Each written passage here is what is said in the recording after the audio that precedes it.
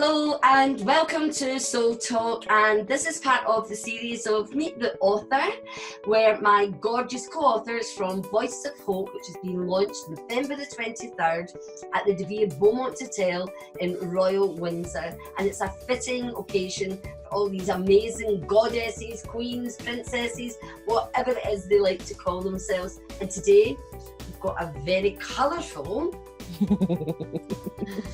co-author who is just amazing. I don't even know if she realises how amazing she is, but let's introduce you straight away to Selina Boshorin. Hello Brenda, thank you for having me. It's a real honour, and that's so lovely that you said that. I just realised I had the wrong view, so we've sorted that, so that's okay, that's all fine.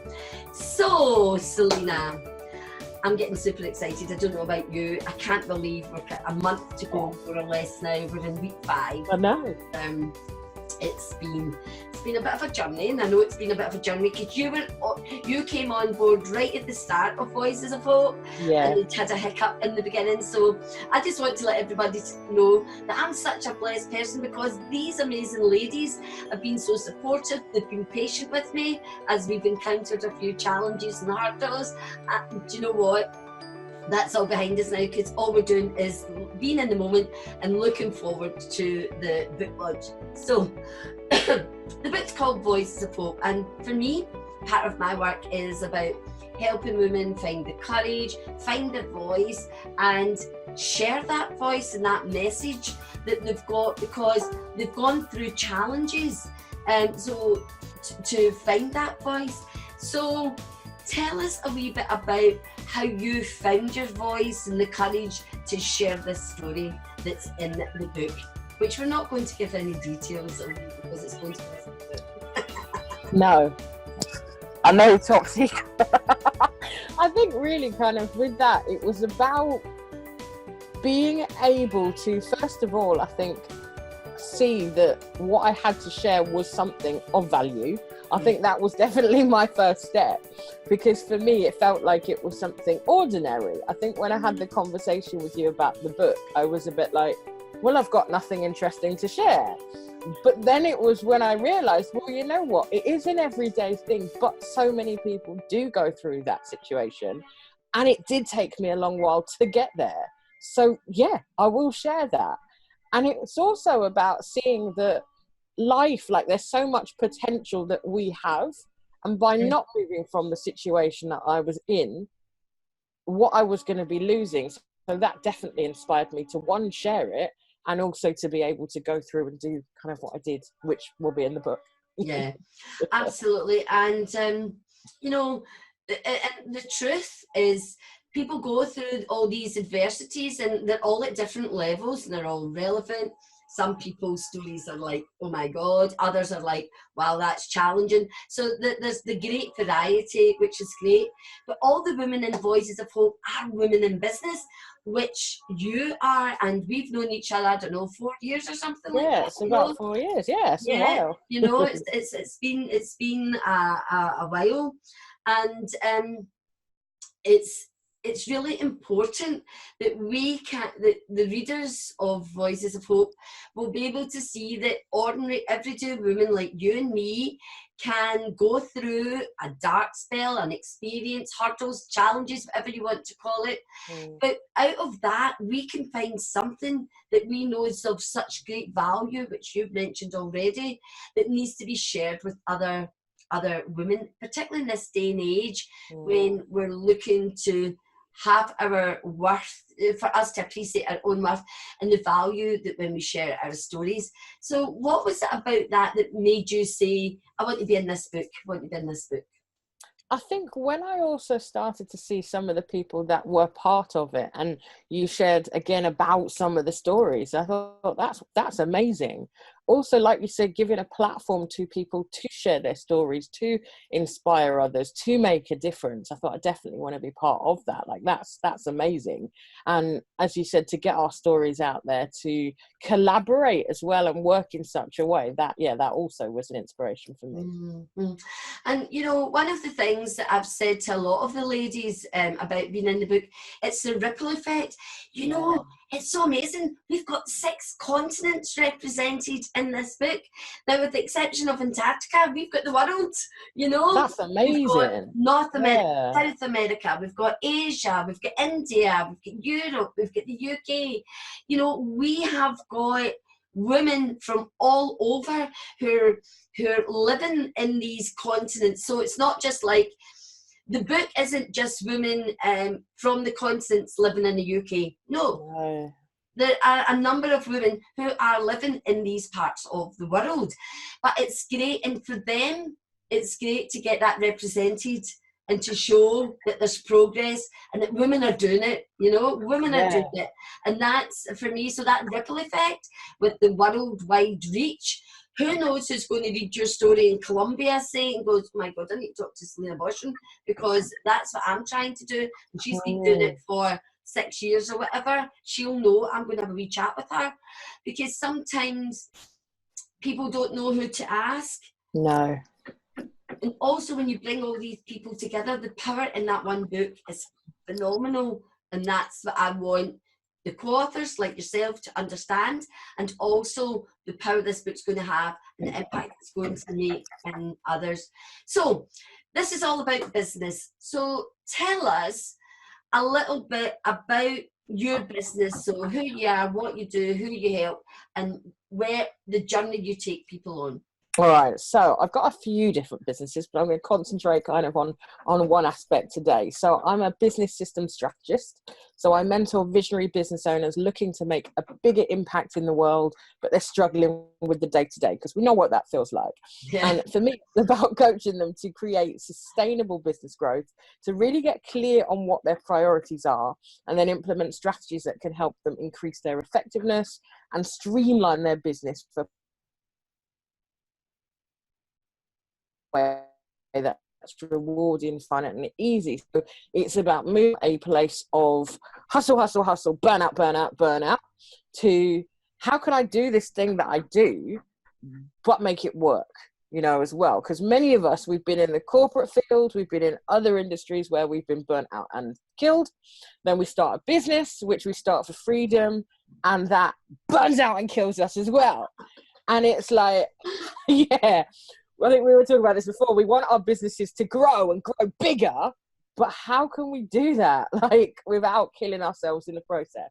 So for me, it's about working with people that they can, you know, live that big vision, put the big vision out in the world, but still be alive to make an impact.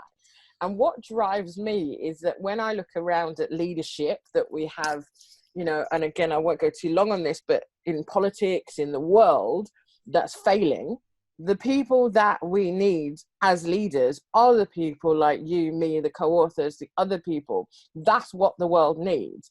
But we can't be that leader if we're caught up in, right, I've got to do this small, running around. We're not in the right headspace. So it's also, for me, about working with those people that are going to be the leaders of now, to get in the right headspace and be able to really stand up, rise up, and take the place that they should, because the world is crying out for them.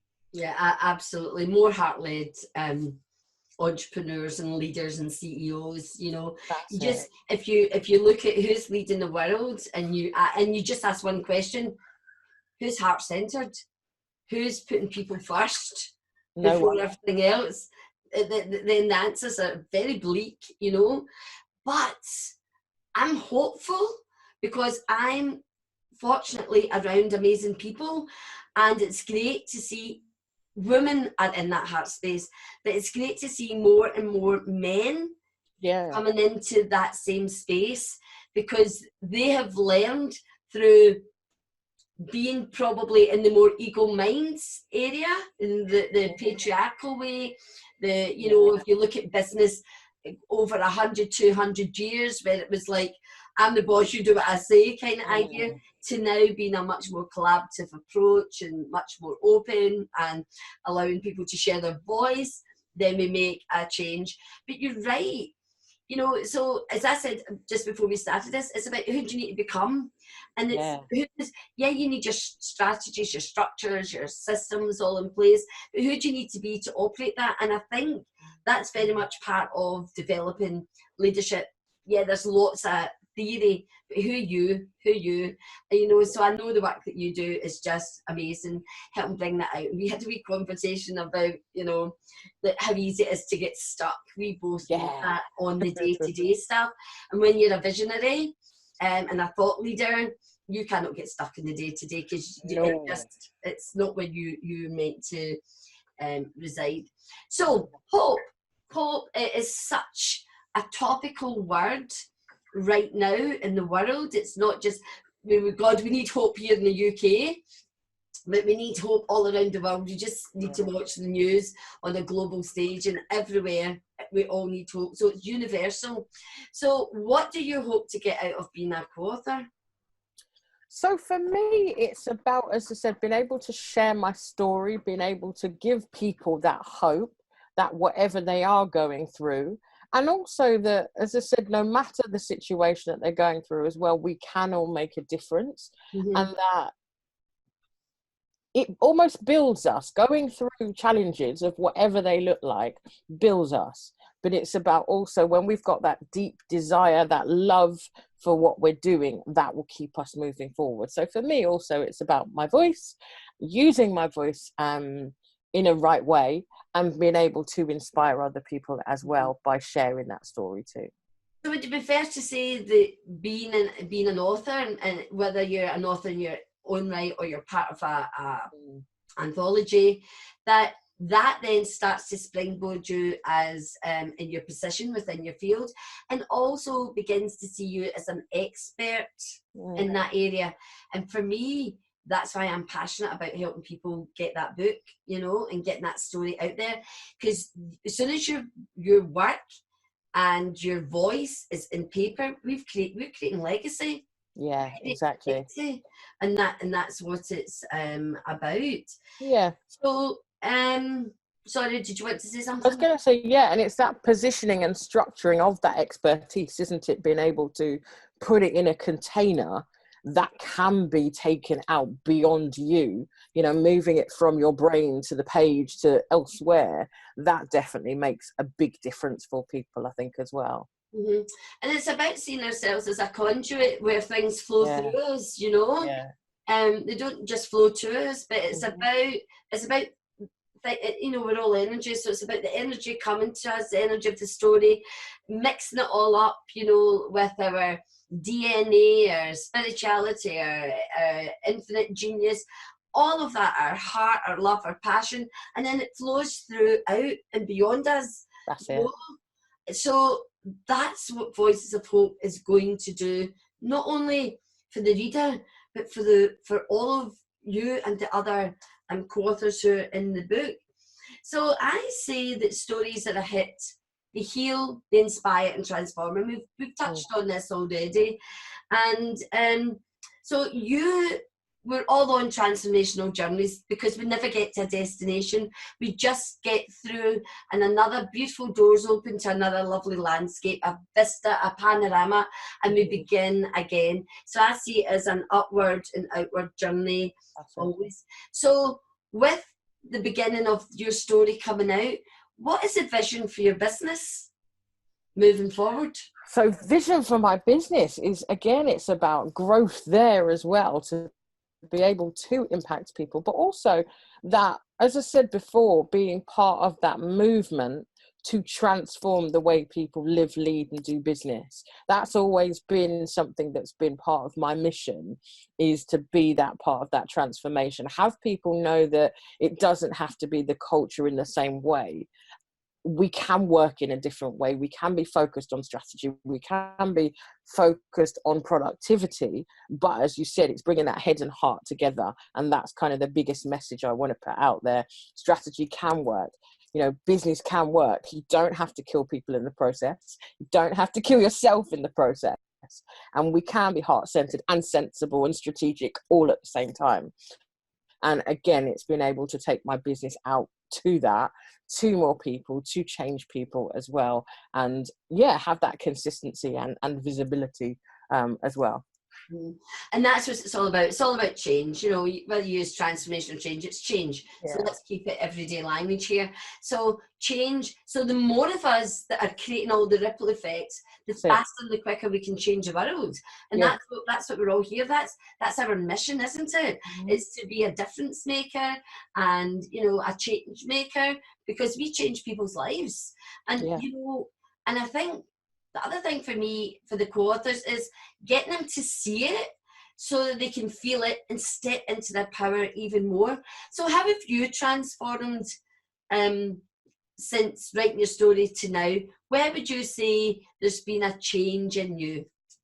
The biggest change, I think, was something you just mentioned just now. It was about seeing my value and credibility, because I think often we do things and we don't quite realize the potential it has. We don't realize our own expertise even. It's just, okay, this is what I do, it's fine. And I think this process has helped me to see, actually, I do have a wealth of expertise. And it's not in a braggy, show-offy way, but it's like, you know, this is fact. And be able to own that and stand up in that and be, you know, that woman that's out in the world that can make these things, rather than, you know, hiding or being shy or thinking, oh, I haven't got, or I'm not good enough, or my story isn't. And I think definitely this is where that's moved me from, actually standing in my purpose, my credibility, and being okay with it. Like, it's a fact. I have done this, I do this, and this is what I want to do in the world. End of story. Okay, and I've forgotten again. I was thinking this at the beginning, but I've forgotten. Bambi or the Lion King? Oh, the Lion King. What's your favourite song? Oh, this is a good one. Oh, what is my favourite song? I do love Beyonce, I Was Here. I do like that. That's it. Good legacy. I Was Here, I've left my mark. Exactly. Absolutely. Jasmine or lavender? Oh, this is getting tough now. Jasmine. Okay. So, you know what? I've loved what you've said there about seeing yourself as that, because I don't know about you, but I know my Achilles heel is imposter syndrome. You know, there's some days I wake up and it's like, who on earth am I to say X, Y, and Z? Or some days I wake up and I've got nothing to say. Yeah. Okay, we're laughing. Yeah, but even that gets you. You go from this person like this, and you go small, and you think contract. Then the child comes out, and you go, I'm not. Yeah. Because I've got nothing to say, or nobody want to listen to me. And what I found in my journey is that imposter syndrome is one of, I mean, we can say we've got limiting beliefs, all that, but imposter syndrome for leadership and for people who are actually making huge differences is real. It's real, and you alluded to that. So the fact that you now can see writing that you've got something of immense value, and it's part of the legacy that you're leaving behind. It's about it's about having that written down. But I read an interesting article. I don't know if you've read it. I read it on LinkedIn, and it was about a brag list. Have you heard about that? Yes. I love doing that. Yeah. And it's mainly for women, because men don't usually have too much.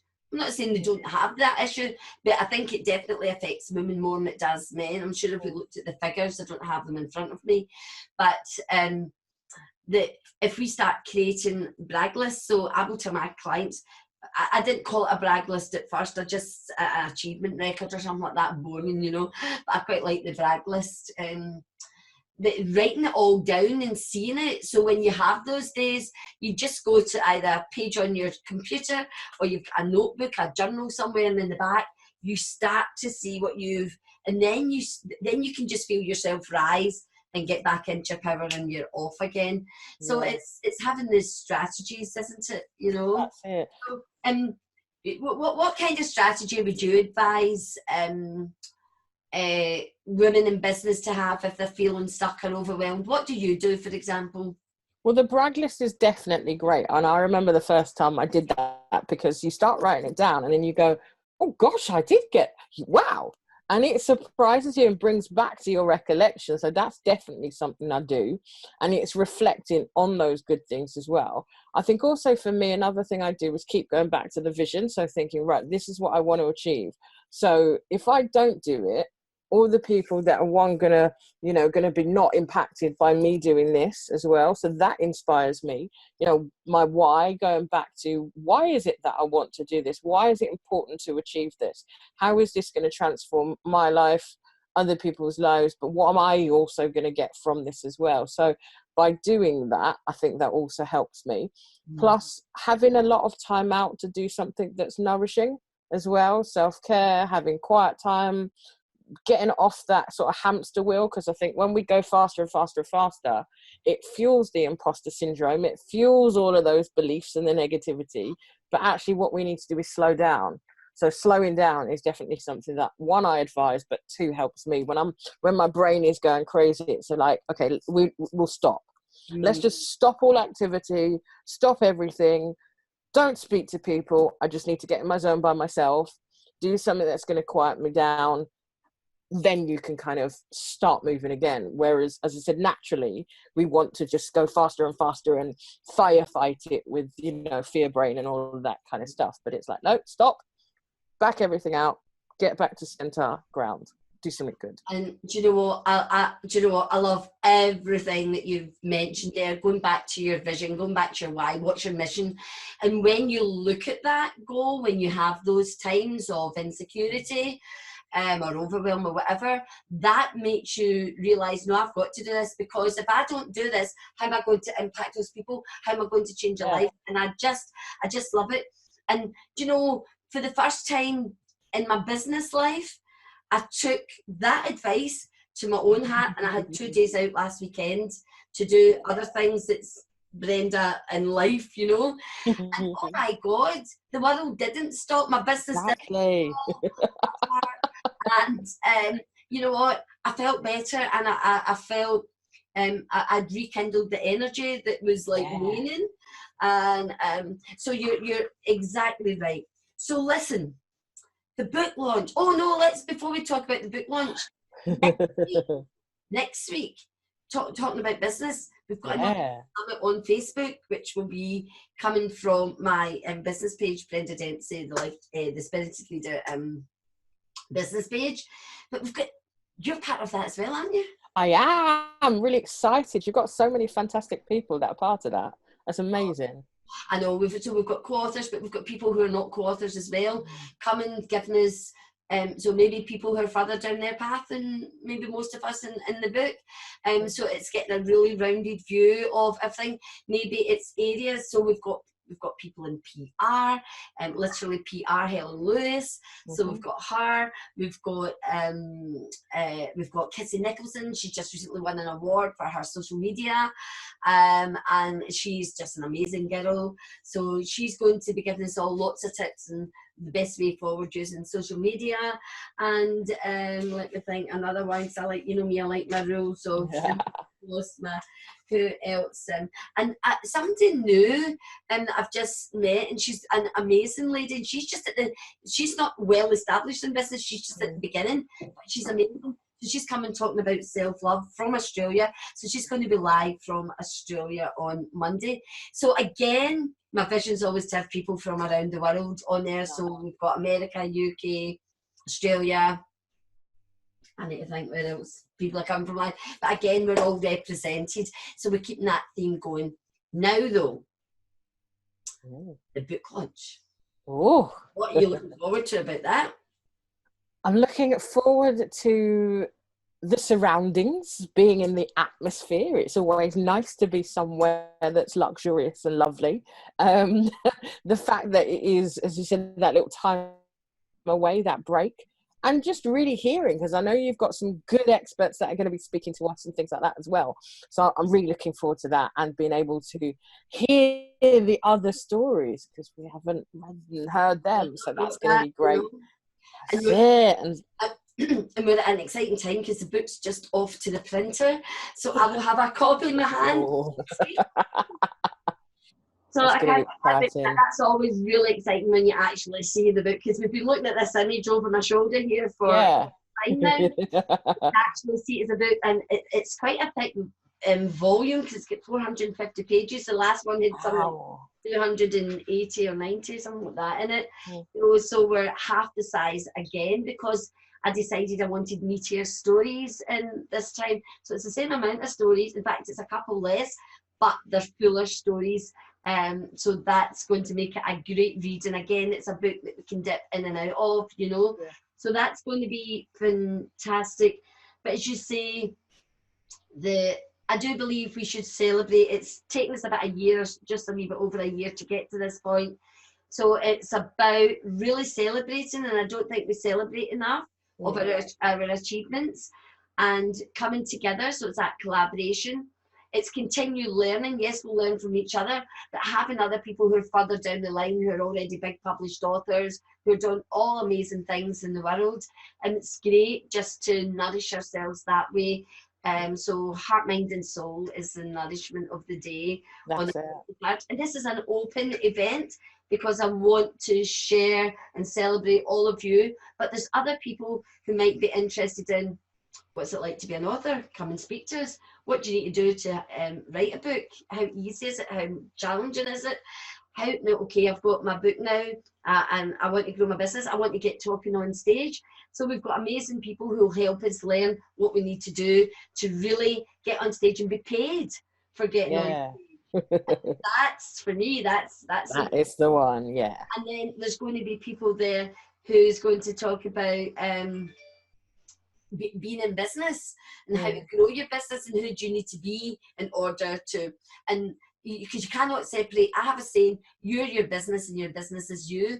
You can't take the heart out of you and put in your business. That has to transcend through all of it. So let me ask you some more questions.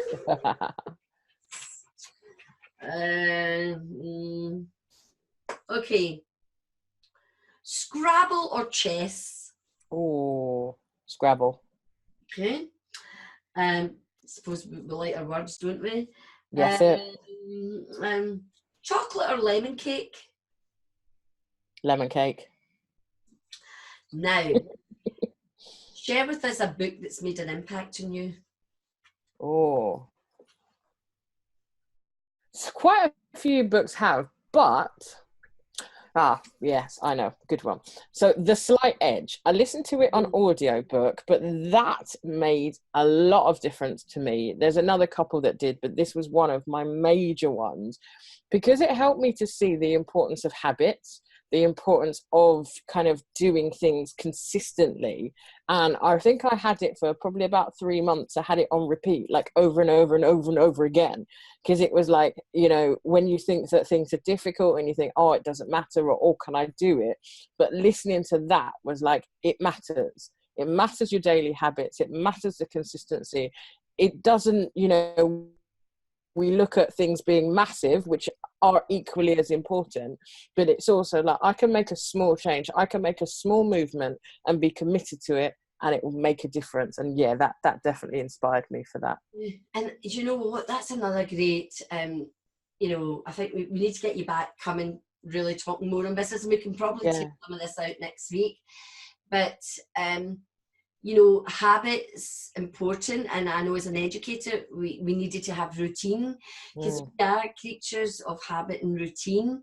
So it's about building those great habits, but equally you have to err on the side that there has to be a bit of a flexibility within it. So for example, let's say you do a walk and the routine is you do the walk at 6 o'clock in the morning, say, but for whatever happens one day you can't do it at 6 o'clock. That's okay. You can be flexible in that, because you can do that walk at 4 o'clock or 6 o'clock at night or whatever, as long as you're doing that walk.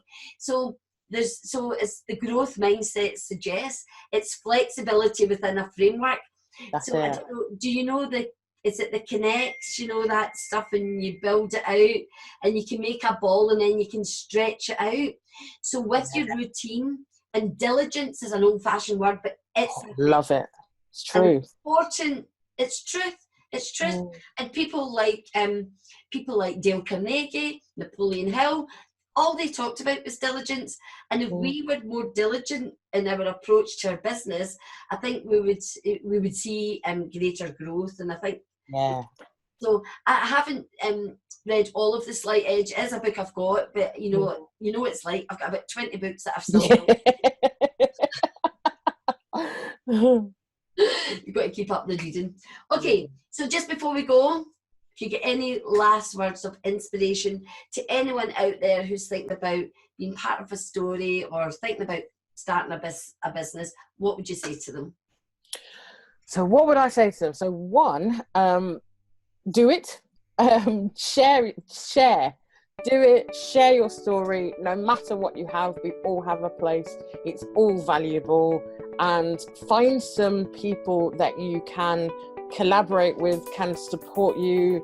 Don't do it alone. You know, whatever you're doing, we need support. We need people that we can reach out to. And that is immensely important. Yeah, absolutely. So Selina, thank you very much. Can't wait. We've got just around a month to go over the 23rd. Yeah. So we've got over 4 weeks, 4.5 weeks, and we will be absolutely glad rags on, absolutely beaming from ear to ear and having a ball. So thank you for your time today. Thank you. Up to come and speak to us. So this is Brenda Dempsey. It says life changer on the book, but you know, who knows? But I'm a coach, author and speaker. I definitely change people's lives, and I'm looking forward to seeing you all at the book launch. Let's connect again next time. Bye.